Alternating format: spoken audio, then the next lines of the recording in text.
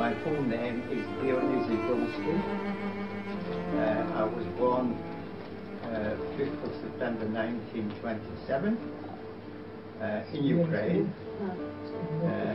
in a village called Mosolivka, and I came to Great Britain in 1947, landed at the Hull, and there were some double-decker buses waiting to take us to a transit camp, and I was a bit afraid to go upstairs because I'd never seen it.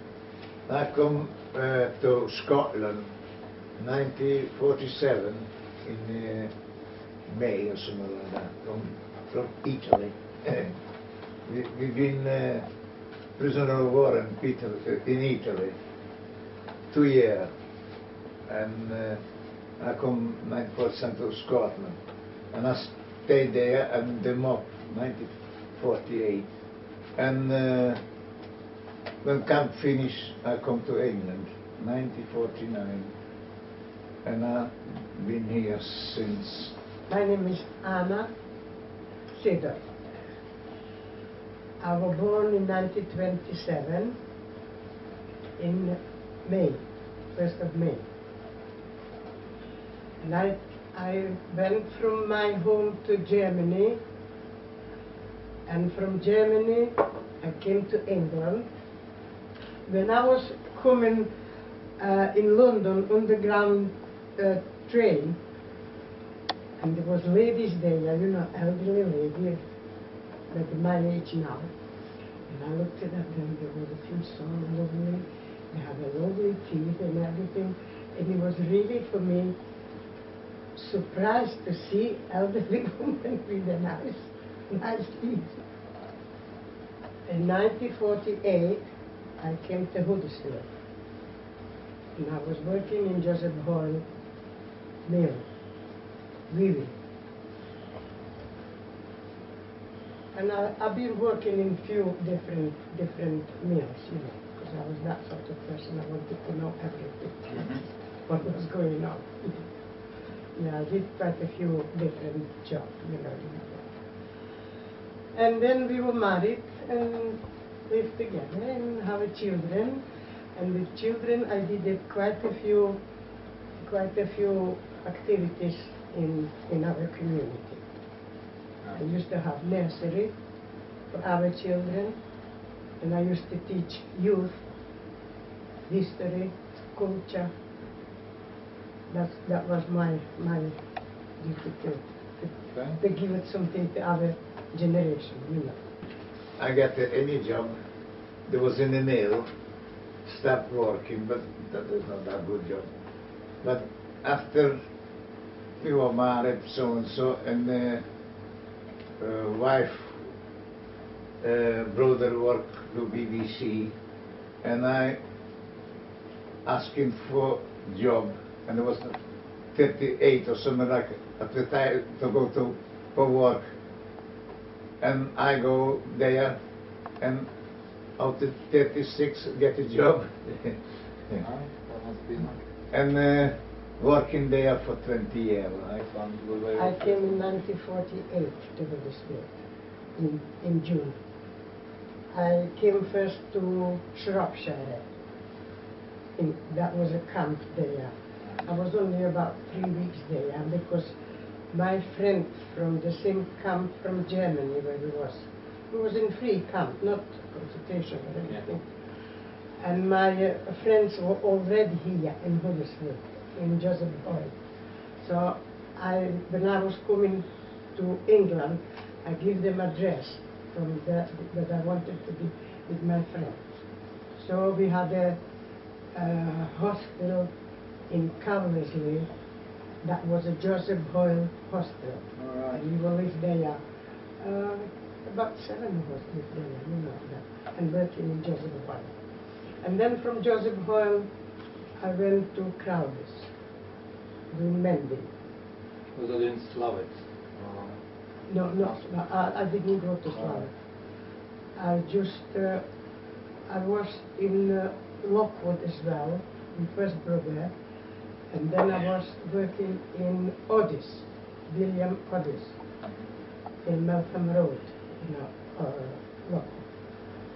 And from there I retired, It was very exciting, it was very nice, because I was that sort of person. I wanted to know everything, what's going on, So you started as a weaver? I started as a weaver, and then I was mending and doing quite a few different jobs in there. Right. What did you think was the reaction of the local people to your coming, Mr. Dumskyj? Difficult to say really, because we didn't know the English language, so therefore we didn't understand what people were saying. But on the whole, that was my kind of feeling, that people understood, some of them understood why we finished up in here. And because their agriculture was in the poor state, and we helped it to revive the agriculture after the war. England needed to grow a lot of food.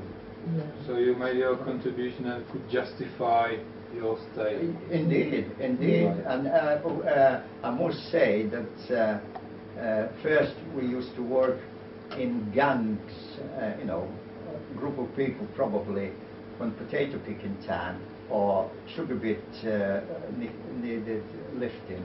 So therefore, and farmers found out the Ukrainians were very good workers and used to ask for us rather than have any nationality, used to ask for Ukrainians because they're good workers. Yeah, it was very, very hard working. And that's not, I'm not kind of just saying that, but that was the fact. But where I was in near Selby in the camp, and the English teacher volunteered to come to the camp and teach us English, but he had no knowledge of any other language, so it was very difficult for him. So if he said, it's all right to say this is table, but when it came to someone to lie on a table, to lie down, so he used to lie down. How was the life in Trinity Street Community House in your first place? Mrs. Sydor What did you do? Well, it was very nice. We had a garden and people planting some vegetable, potato and everything, at the back what we had. Yeah, it was very, very interesting, and it was very good for children because they used to play football and also. Yeah. It was very. And did you organize any classes? Yeah, we did organize. children? We had a choir, we had an orchestra here, we had a school, we had a small children. I was teaching the small children like a nursery. And then from those children when they were going to school, to English school, we were trying to teach them our alphabet, And that's our group, girls, that was dancing. And I managed to do all this sewing for our young girls. I did also for boys, one of those, sharavare. Yeah. Yeah, I remember these red boots. Yeah. Ukrainian national costume. Yeah, that was all our children was in school. All our children in Huddersfield, but we had for them in school. And those were, I was showing the children doing Easter eggs. There's only a few that I brought it.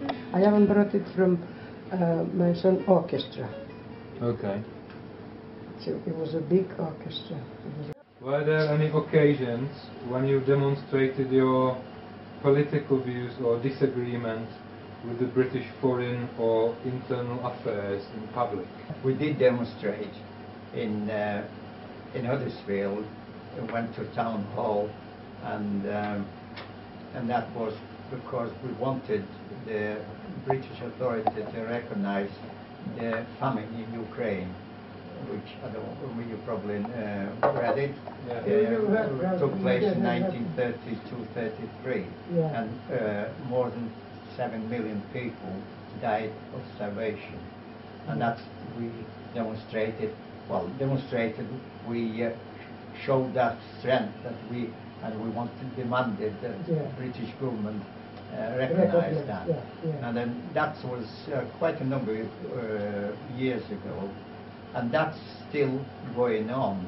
And I'm pleased to say that recently Kirklees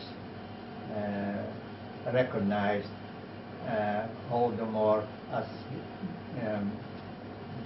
genocide, and also written to the government and say they should recognize it as well, which British government hasn't got.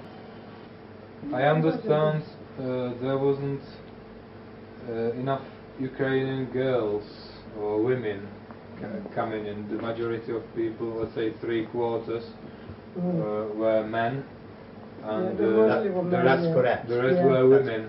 So how did you feel about that? Obviously, ladies were in demand. It was sure. Imagine. They were looking for English girls. Well, people had no choice.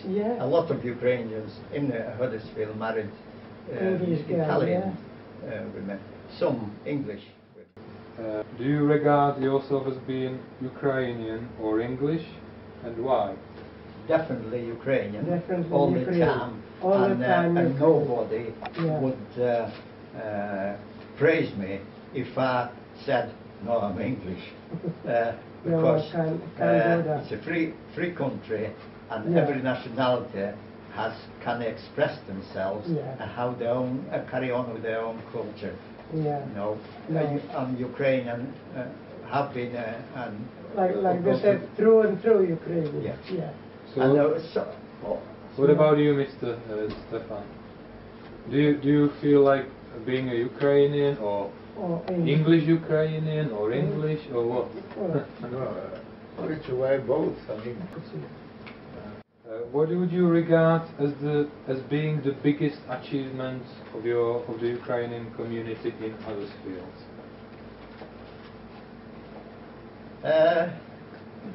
Keeping the people together, and of course, as we mentioned before, and there were a lot of children learned Ukrainian language, and some of them speak very, very good indeed. That's the achievement, community achievement. And what was the plan for this place into the future? Well, we managing to keep going, although our membership is somewhat much smaller than it was in the past, especially because we are all generation dying out, but young generation keeping it going, and we are very, very proud of that. So I thank you very much for your opinions, and I also make sure that your voices are heard and preserved for future generations.